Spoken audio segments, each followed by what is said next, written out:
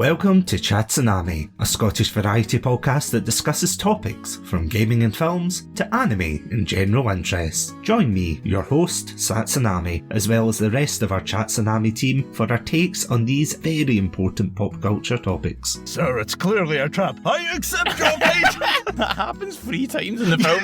Like, every time that general goes, don't do this one thing, he goes, do you know what I'm gonna do? That's exact.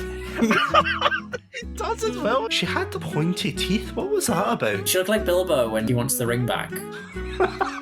She did, didn't she? I just want the lightsaber one more time. Parasite says, no, you will get back into your office and work. No, says the man in Zoom. Yeah. Trousers are for the working man. You're bursting into your hotel room. Honey, we need to go. Leave the kids. You can milk an oddish. Oh! That's the worst thing you've ever said in any of the episodes. If that sounds like your cup of tea, then you can check us out at our website, chatsunami.com, as well as all good podcast apps. As always, stay safe, stay awesome, and most importantly, stay hydrated. Stay classy and have a banana. This has been Satsunami. I'm sorry.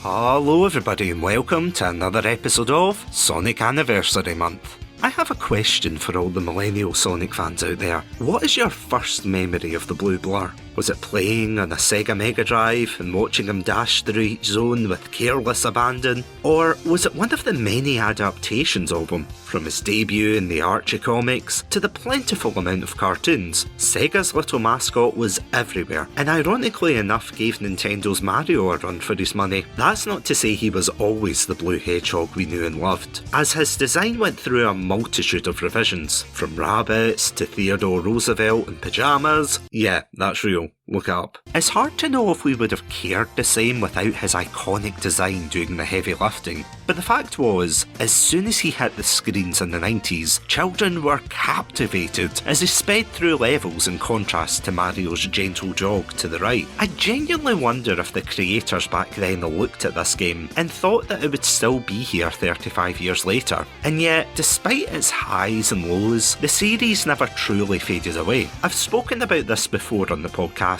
but I remember my first exposure to Sonic was through my brother playing the original game on the Sega Mega Drive, or Genesis to all you Americans listening, and while I thought it was a cool game, I don't think that it was the game to truly convert me into becoming a true blue fan. I think it's hard to describe to current generations of gamers, but platforming games were the cornerstone of gaming during that period. For every Mario and Sonic, you had something like Bubsy or that weird McDonald's tie-in game. Again, seriously, look it up. It was a prolific genre that was ripe for succeeding in, but my descent into the Sonic rabbit hole came around 1999 with the release of Sonic Adventure, and oh boy, that game awoke me like a sleeper agent. It had everything I wanted from a game: high-speed adventure, a colourful cast, and an epic storyline. My first memory of it was watching my brother play it on his Dreamcast, where he fought against the water monster Chaos in Station Square. Literally, the first fight of the game has you battling against a liquid god, which is ironically enough what I call my morning coffee. Alas, I remember being ushered out the room by my dad,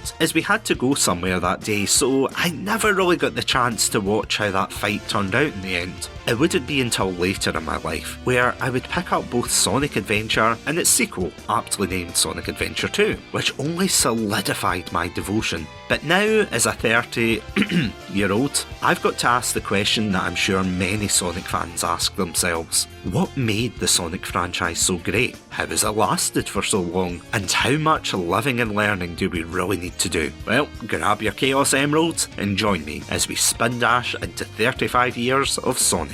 As I said, Sonic has been a formative part of my life, with Sonic CD being the first game that I played at the turn of the millennium. But it wouldn't be until the rise of the digital age that we saw just how far those gloved hands reached, with countless fans creating their own fan characters to live in the world of their hero. Fun fact actually, I fully intend to do an episode on this topic eventually, but apparently the first documented Sonic original character created and sent to Sega was a drawing submitted to the now defunct service Sega Channel, and they were called Kurt the Hedgehog.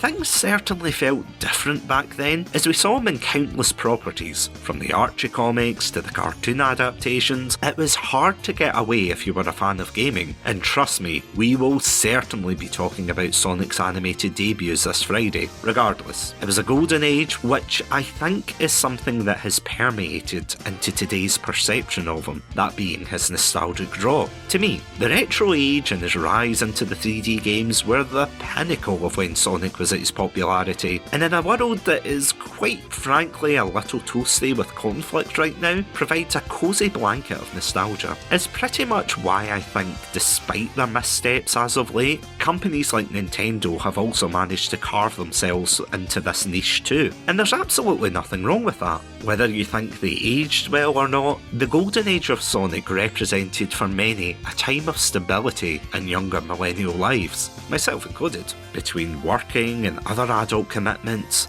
we all have that comfort series that we gravitate towards at our lowest, which is why it still continues to be popular today. That's not to mention the scales of the games themselves, where the original games stayed within their purview of stop the evil genius from taking over the world. The stakes were ramped up with every iteration. Soon we saw a metallic version of Sonic, a water god called Chaos who would threaten the world, and even a scorned inventor who wished to destroy the world as revenge for what his enemies took from him. I've said it before, but if you would like to hear my full thoughts on those particular games, then we have a whole Sonic month in Season 2 about them. They somewhat changed the way I saw how games could be made, and while not the first game to do this, nor maybe the most advanced or groundbreaking, it was still shocking that they turned the concept of this speedy blue hedgehog into a dramatic and sometimes captivating narrative.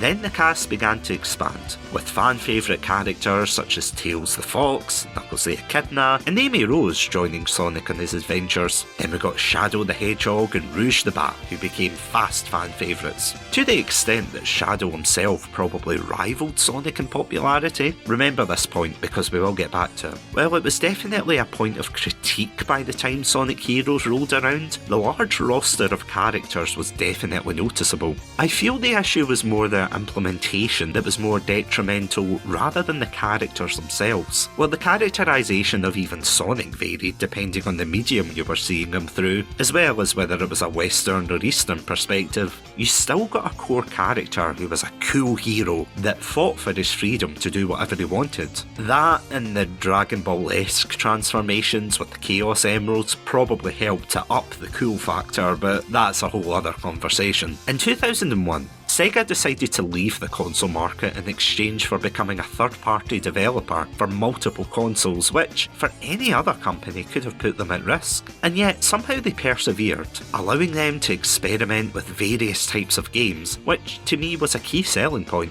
Look, this may sound like heresy as a Sonic fan, but while I would consider Mario games to be the most consistently well made, with the exception of maybe Hotel Mario, but well, we don't talk about that, I didn't feel it did enough to stand out per game. I mean, Super Mario Sunshine and Galaxy were definitely the standouts at the time, but they still maintained their core identity. Sonic, on the other hand, would blindside you, where one game would have you skipping through a windy valley to being blown up in space literally in the next game, and then in the next game you would be joined by your friends in a dream team trio in vibrant locales. They didn't always hit the mark, but my god they were memorable, and that is something I also think is surprising about the franchise. It's resilience. Now, you don't have to listen to me beat the long dead proverbial horse here, but around 2005 a rather perplexing entry came out known as Shadow the Hedgehog, named of course after the popular character from Sonic Adventure 2. But unlike Sonic, who was a cocky little woodland critter stopping evil scientists like Dr. Eggman, the company caved into the pressure of children who wanted to see Sonic hold a gun, and instead gave one to Shadow. Why they did this, I have no idea. Not even Google will tell me.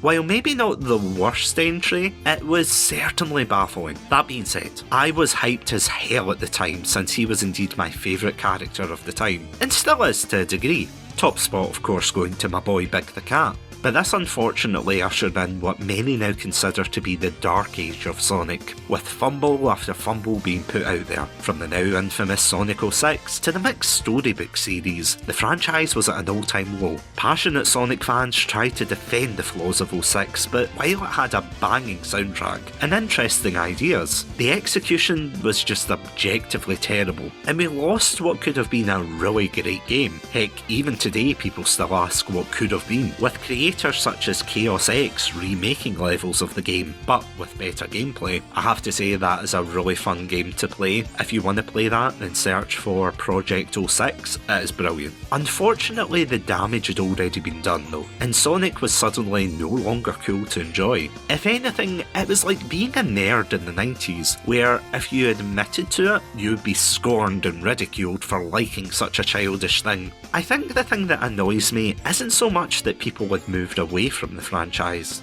After all, at this point it was around 15 years old, and it's hard for any series to stay fresh for so long. No, instead my annoyance stems from the revisionism at the time. For years after, Sonic 06 would be a punchline for how bad the games could be, and even when we got good games, it would still never be enough.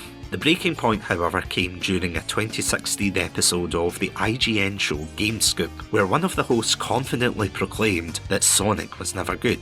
And while many people have given their opinions on this, I have to say I couldn't disagree more with this statement. That's not to say I think this period of Sonic is sacrosanct and can never be made fun of, far from it. But between sites like IGN and even the official Sonic social media page joining in the self-deprecation humour, it made fans feel like they were wrong for enjoying the series. Some others even pointed out the more undesirable parts of the fandom, which, well yeah, that doesn't exactly help.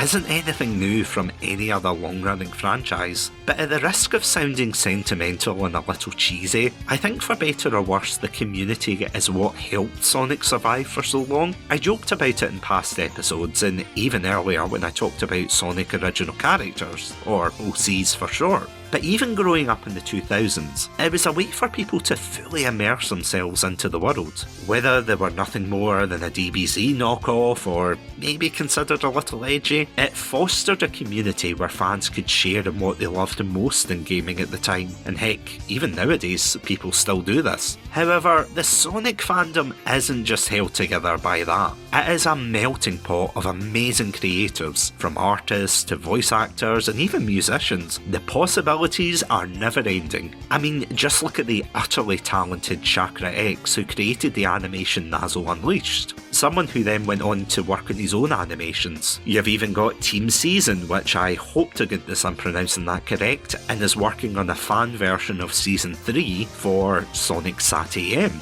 Even a few months ago, I got the chance to talk to Tyronic from the online skit show Sonic Paradox, which is such an integral part of the fan base that you would be hard pressed to find a Sonic fan who doesn't know about them. Also, that was a great episode by the way, and a lovely chap, so you should definitely check out that episode after you listen to this one. But this goes even further with shows like Sonic and Tails R, which was released during the lockdowns, where voice actors of the series were brought together to release a pretty decent audio serial. That's not to mention the games that Sonic has inspired to be created, including one of my personal favourite series, Spark the Electric Jester. And don't get me started on the music because I could be here all day. Just know that I absolutely adore the music that's come out of this series, from artists such as Crush 40, Zebrahead, Bowling for Soup, Bentley Jones, T-Loops, Jun Sonoe and Johnny Gioeli, which I know they're technically part of Crush 40, but I just have to shout them out. Each one is so iconic in their own way, and there's so many that I've missed out, but genuinely I could be here forever. Before you ask,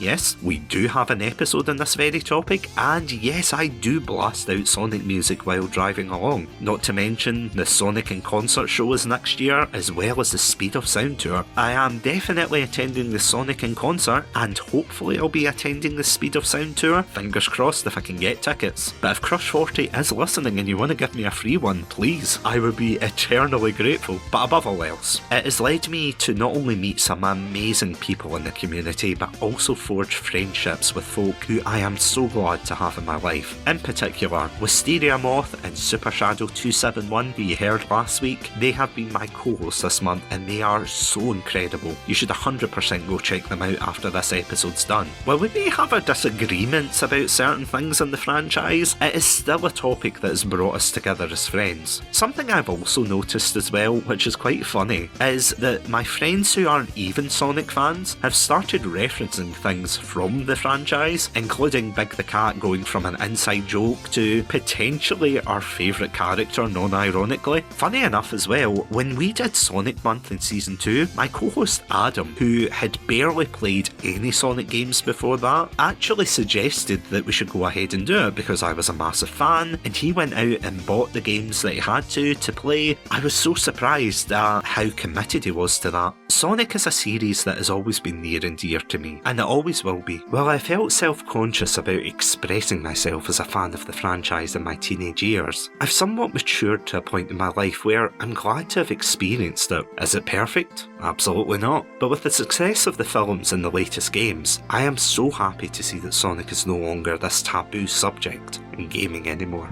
I'm also glad to see that even the official Sonic social media pages are now fully embracing the history of the series, rather than once again self-deprecating. This even extends to the works of the IDW comics, where writers such as Ian Flynn pay homage to what came before, and even in the game Sonic X Shadow Generations is not afraid to touch the more controversial parts of the series. Looking at you, Mephiles. It honestly feels really cool to see a classic gaming renaissance happening right now, with a new Mario film that just came out, as well as a new Tomb Raider and even Rayman games also on the horizon. Now a new generation of Sonic fans will get to experience the series in a way that we did all those years ago, and I couldn't be happier. So here's to 35 years.